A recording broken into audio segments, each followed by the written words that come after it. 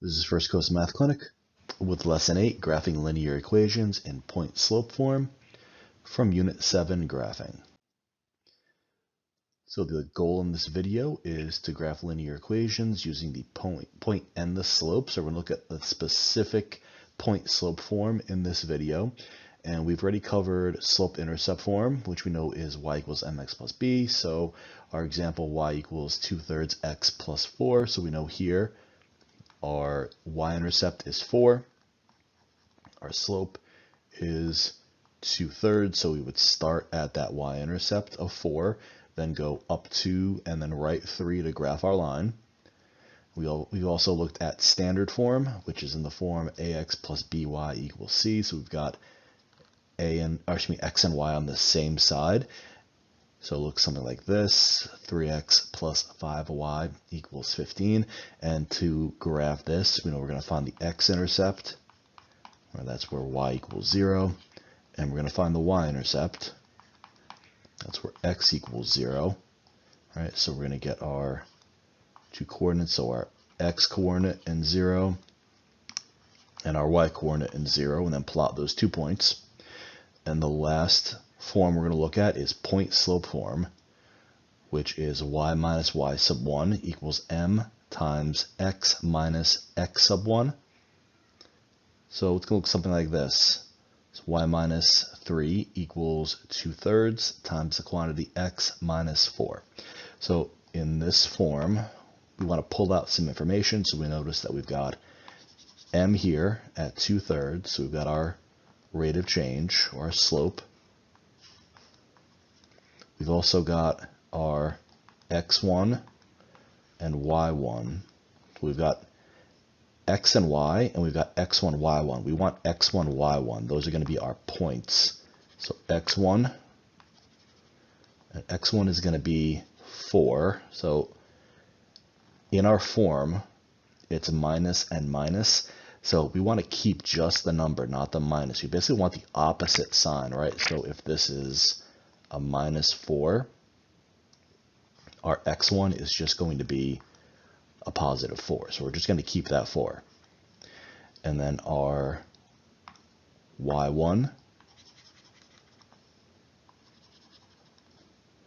is going to be 3. So again, our general form is minus y1. So here in our equation, we've got y minus 3. So we're just going to keep the 3. So to graph this, we would start at the point 4, 3, and then use our slope 2/3, go up 2, and right 3 to get our second point. So let's do some examples where we graph our equation using point-slope form.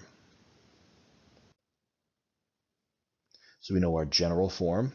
Again, y minus y sub 1 equals m times x minus x sub 1. And let's start here with number 1. So we've got y minus 2 equals 3/4 times the quantity x minus 5. So again, let's identify slope's probably the easiest. So our slope is 3/4. Then we want x1 and we want y1. So x1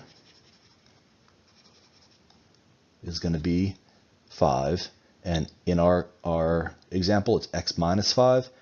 Our general form, x minus x1, so we're going to keep just the 5. And then y1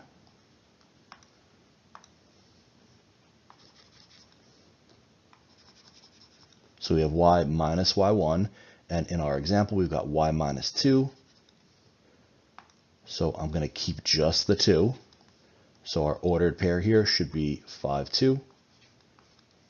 So let's plot that. 5, 2, 2. So 5, up 2. Now using our slope, up 3 and then right 4. So I'm going to go up 3. 1, 2, 3, and right 4.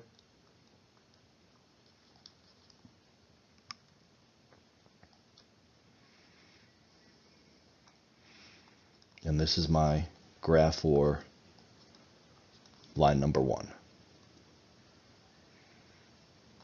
Line number 2, I'll do this in red just so we can distinguish this a little bit differently. We've got y plus 7 equals negative 1/3 x minus 1. So we've got some different signs here. So now our slope, again, is still that 1/3. And we still want to find x1 and y1, okay? So x1 is right here, right? And we notice that, again, our general form, x minus x1, in our equation, it's x minus 1. So we're going to keep just the 1, right? And then our y1 right here. But we notice the sign here is a little bit different, We've got y plus 7. Well, let's think about this, right? In our general form, it's y minus 7. So how could we rewrite this? Like, what is this, right? We can rewrite this as y minus negative 7, right? And that would give us, if we're using our subtraction rule, keep, change, change, that would give us y plus 7. So the sign on our y sub 1 should be negative 7. So if you want to think about it this way, basically take the opposite signs on whatever's on your x1, y1, okay? So our 7 here is positive. We're going to make it negative. Our x1 here is negative. We're going to make it positive, okay? So we're taking the opposite signs. So our ordered pair here is 1, negative 7, and our slope, forgot the negative there, so let's keep that negative. So let's plot that point, 1, negative 7, so x is 1, y is negative 7.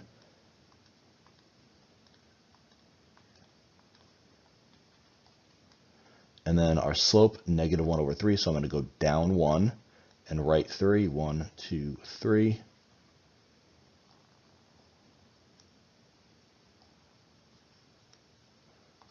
And this is our graph for line number 2.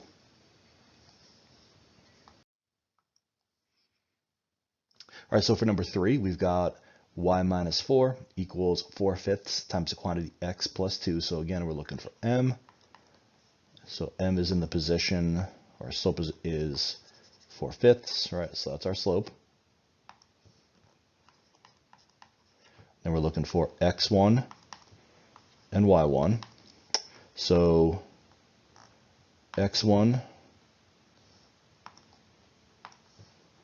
right here, our sign is positive, right? But remember, we want the opposite sign because in our general form, it's minus x1. So that should be minus 2. y1 here, it's y minus 4. In our general form, in our formula, it's y minus 4. So we're just going to keep that positive 4, or take the opposite sign, right? So it should be negative 2, 4. So let's plot those points. X is negative 2, y is 4. So remember, this is our x, y, positive, negative, positive, negative. So negative 2, 1, 2, up 4, 1, 2, 3, 4. Then we're going to go up 4 and right 5. So up 4, 1, 2, 3, 4. And right 5, 1, 2, 3, 4, 5.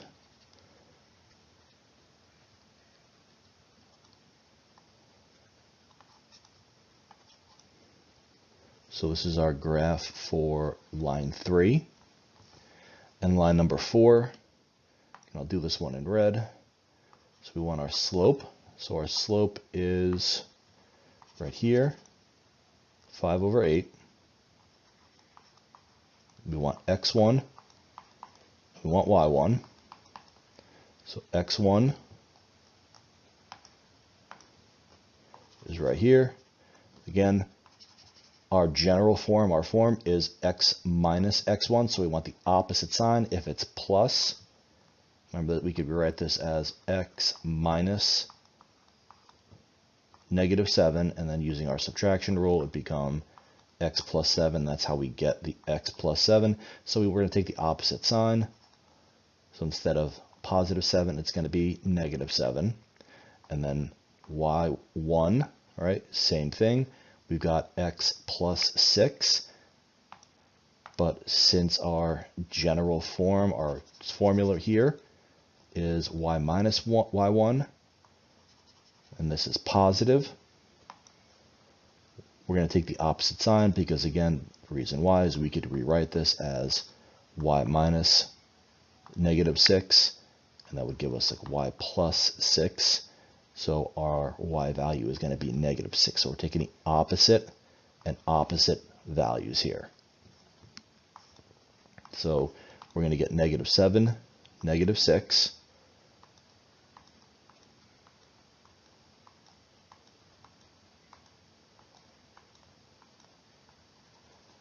So I went 7 units to the left and then 6 units down. And then let's graph our line.